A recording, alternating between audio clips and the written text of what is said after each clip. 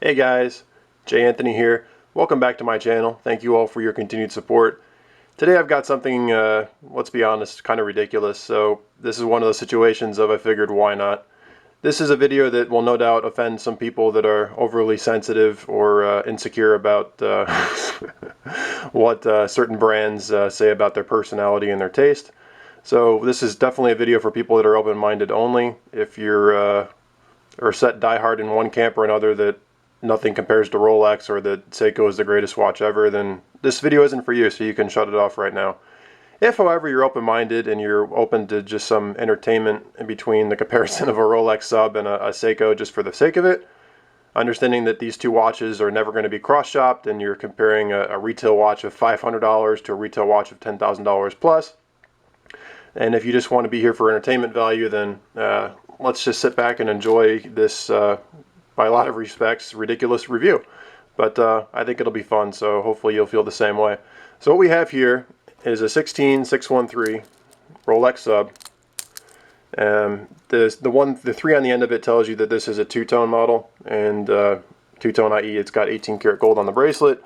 For the sake of the comparison with the Seiko, let's just ignore that for now, because obviously the gold has no impact on its ability to be a good dive watch. The Seiko you have here, and I have reviews on both of these watches on my channel, so you're welcome to check those out. This is an SRP307J1. This is a Seiko Black Monster. This is the Japanese built one. It has an Arabic and an English date wheel. So that's kind of what we're dealing with.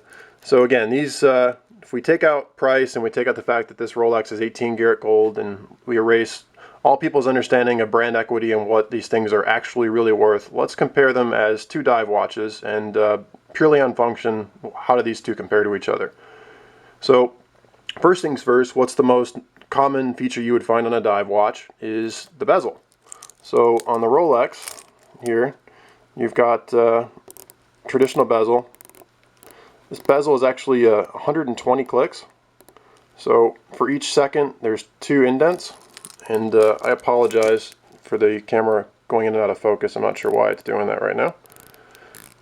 It turns very smoothly. It locks in place pretty well.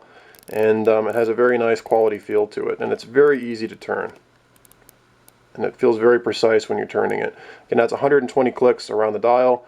For those of you not familiar with what this bezel does, feel free to check out the reviews on both the sub and the Monster, and I'll go over in detail what this thing actually does if you're curious.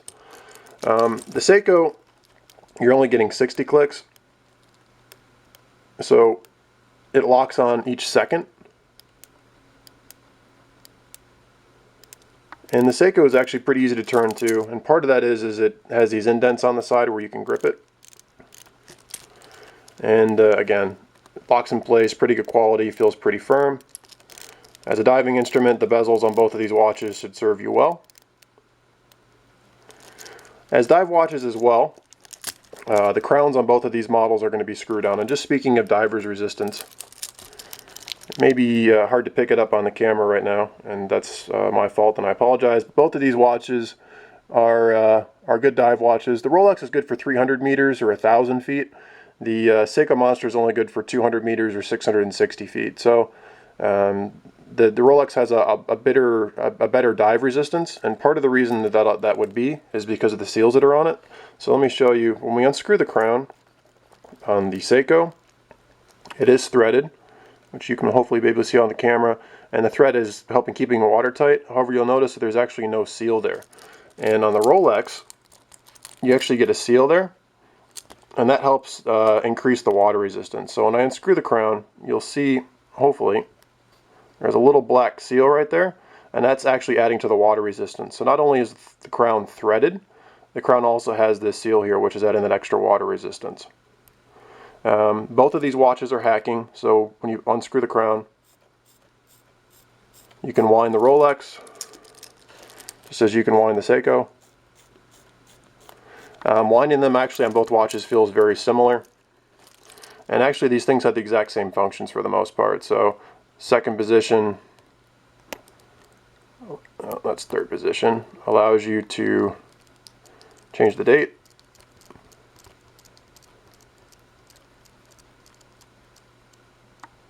And then third position, hacking, the movement stops and you can set the time. And again, sorry about this focus here. Put the screw ground back in place. Seiko, same thing, second position. You can change the day of the week. This one, being a Japanese made model, has Arabic as the second day of the week. Saturday, and then if you rotate it, sorry about that. Now, one feature this has, you'll notice hopefully already, is that not only does it have a day of the week, or a day of the month, it also has day of the week. So this has a date, as does the Rolex. The Rolex having the Cyclops means the date's far easier to read. However, on the Seiko, you actually get a day of the week indicator as well, which you do not get on the Rolex. You can get Rolexes with a day of the week indicator. They're called the day dates, commonly known as the President line. Those watches are not dive watches, however. And if you pop the crown out all the way on the Seiko is also hacking like the Rolex is.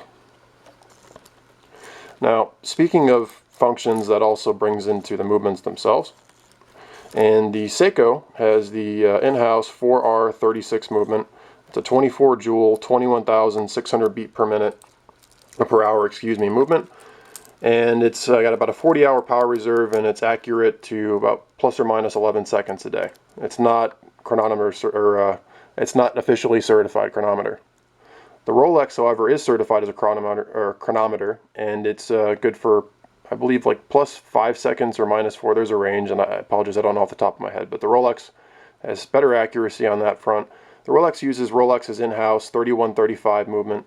It's 31 joule, 28,800-ish, I believe, beats per hour. So if you notice the two watches, you'll see the second hand on the Rolex actually sweeps more smoothly than the second hand on the Seiko, and that's purely related to the beats per hour. The Seiko has less beats per hour, so it has a slightly more jagged tick to it, whereas the Rolex has a much more smooth sweep to it. There are other movements out there that are actually smoother than both of these. The Zenith El Primero comes to mind. That's even higher beats per hour. So hopefully that gives you a little sense of that. You know, dial-wise, they're relatively similar. The markers are different, but positioning and lettering, they're both clearly dive watches, and both have good luminosity. Let me shut the light off, maybe we can get that. So I apologize, there's still some light in here. Neither one of these watches has been charged, but you can see the luminous markers on both the watches are starting to show up a little bit. Both of these are quite bright when they've been fully charged, and if you're underwater, both would be good dive watches in terms of visibility on the dial. So what else can we talk about these guys? So the Rolex has Rolex's traditional oyster case. This model is a P series. This is when they still had the holes in the case. Now, newer models do not. Has the traditional Rolex oyster style case back. There would have been a green sticker here at one point. It's been removed. But as you can see, it's just a blank metal case back. And that's traditional to Rolexes. Seiko, on the other hand, they give you a nice case back. It's got a raised wave, and I apologize, it's quite reflective in this light, but as you can see with Seiko, you actually do get some design on the case back, which I appreciate. That's not to say you couldn't get designs on case backs as well with other watches, Omega and Breitling among others, and actually Rolex on their Deep Sea has a little bit of decoration. There's a couple other Rolexes that do as well. But again, I think in terms of case back, the Seiko clearly has a nicer case back than the Rolex does. In terms of bracelets, this Rolex, being the age that it is, has the old, nasty, fold-over stamped bracelet. It's really flimsy looking. It's just a fold-over, and it has a safety. But again, it's this nasty fold-over. They've fixed this on newer Rolexes. The newer subs have a much nicer clasp on it, but this one, again, is a 2001. And it also has a diver's extension here, and you can pop this out, and I don't think this one's in here right. I can't get it out right now, but you'll have to trust me that it works. It's not adjusted correctly right now, that it basically pops out and gives you some extra links. The Seiko also has a diver's extension. It's right here. Just pop this guy out, and now you get some extra links. And again, this is if you want to use the watch underwater over a dive suit. That gives you a little extra length on the bracelet. and then it will fold back into place. And I apologize the poor viewing on this review as well. I don't have my tripod today, so we're kind of having to freehand this here. Bracelet wise, on the Seiko, this is very much a bespoke Seiko design. It feels pretty good on the wrist, and it's got nice fluidity to it. I'd say the Rolex is ever so slightly more fluid. And by fluid I mean that it doesn't crinkle up and it flows nicely. Cheaper bracelets, you'll see they'll kind of get stuck and they'll get crinked, which is really annoying, and they tend to pull hair when they do that. So, you know, I'd say the Rolex has a slightly nicer bracelet on it in terms of the way that it feels and its fluidity. And again, that just comes down to comfort on the wrist. Honestly, I don't think either one of these guys is best in class in terms of bracelets. Swiss-wise, I think Breitling makes some of the best bracelets out there. But that's just my 2 cents. And again, I criticize the Rolex class, the older Rolex class. The Seiko has a stamped clasp too. So there you go. You can spend, you know, 10 grand on a Rolex and still get the same kind of clasp as a $500 Seiko. So there you go. The Seiko also is a fold over and a safety. So these actually use very similar style bracelets in that respect. But again, this is Rolex's traditional style bracelet, and as you can see, the Seiko has very much its own design to it. Again, we talked about the Rolex has a traditional oyster style case. Seiko has very much kind of done their own thing here. And you're not going to find another watch on the market with a case that looks like this. And it actually is kind of cool. It almost sits in like a little micro cradle here, which is pretty nice. And you'll see they also did some nice knurling on the crown, which makes it easier to grip. Rolex also has grips on the crown right here. Again, sorry about the focus, but that makes it easy to grip. Rolex also marks their crowns. So there, as you can see, there's the Rolex crown, and there's 3 dots on there. That's for the trip lock crown, which is an indication that it's the watertight crown. The Seiko crown is not marked. It's just, as you can see, highly reflective steel. But so this kind of begs the question of which one of these is the better watch. And the answer is that totally depends on you. Again, these are typically bought by totally different people with totally different mindsets and totally different expectations from a watch.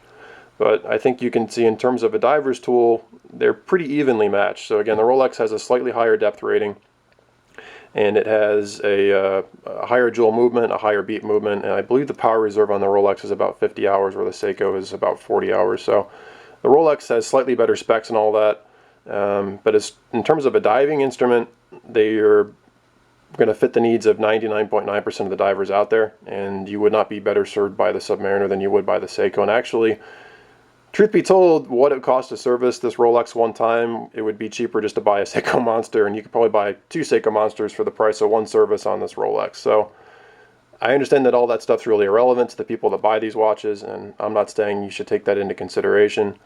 This is just me pointing out some facts for the sake of getting some people upset. I like them both a lot.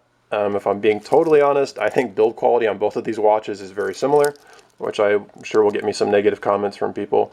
But when you hold both these watches in your hand, I think if you handed these to someone that was not familiar with Seiko or Rolex, had no idea what these things cost, and just said, assuming the Rolex wasn't gold, of course, and asked them which one they thought cost more money and which one was better made, I think they'd be very hard-pressed to tell you which one was the higher quality watch. In total honesty, these watches feel extremely similar to each other.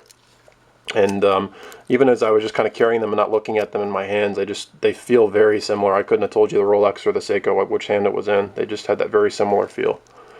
So there you go. Again, a totally ridiculous video. You can clearly, I'm sure, hear the overtones of my bias. I think the Seiko is the far better deal. But then again, I've owned Rolex, and I think Rolexes are great, and I like them for their own reasons too. So, you know, from a value proposition, I'm telling everybody to buy the Seiko, but you don't buy things based on value. You buy watches based on how they speak to you. And if a Rolex makes you happy, by all means buy a Rolex. And the Submariner is an iconic, classy, awesome watch. And I would tell anybody that is attracted to it to pick one up. They're wonderful watches. They hold their value really well, and they're always going to be in style. You know, the Monster is slightly collectible, but it's probably never going to be anywhere near the cult status that the Submariner is. And you know, it's never going to have the same cachet as a Rolex. And it's very much has a style that's not what I would say timeless. It's something you're either going to love it or you hate it. So there you go. There's a totally ridiculous review comparing a Seiko to a Rolex. Again, the Rolex has a slightly better movement. The Seiko has a day of the week feature. The Rolex does not. Both bezels are roughly the same. I'd say case quality is very much the same, although I think actually, you know, with the Seiko with its case back, I think gives it a slight edge over the Rolex. I think newer Rolexes have better quality. And by quality, I don't mean finishing and overall assembly quality. I just mean in terms of intricacy of the design and just the way it feels, I guess is a better way to put it. I think the Seiko has a more substantial feel to it than the Rolex does, in all honesty. So there you go. Hope this was somewhat entertaining for you. Again, I understand it's totally ridiculous, and to each their own. And hope you enjoy the watches that you buy, and thanks for watching. If you liked what I put here, please give me a like. If you hated it, feel free to leave me a comment below as to why. And if you haven't already, please subscribe. Thank you so much.